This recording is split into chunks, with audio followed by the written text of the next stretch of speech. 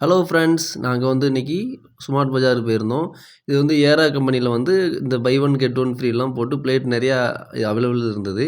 இந்த சின்ன கிண்ணம் அந்த மாதிரிலாம் நல்லா இருந்தது. இந்த மாதிரி வீட்டு திங்ஸ் எல்லாம் நிறைய இருந்து நாங்கள் வந்து வாங்கலை, பார்த்துக்கிட்டு தான் இருந்தோம்.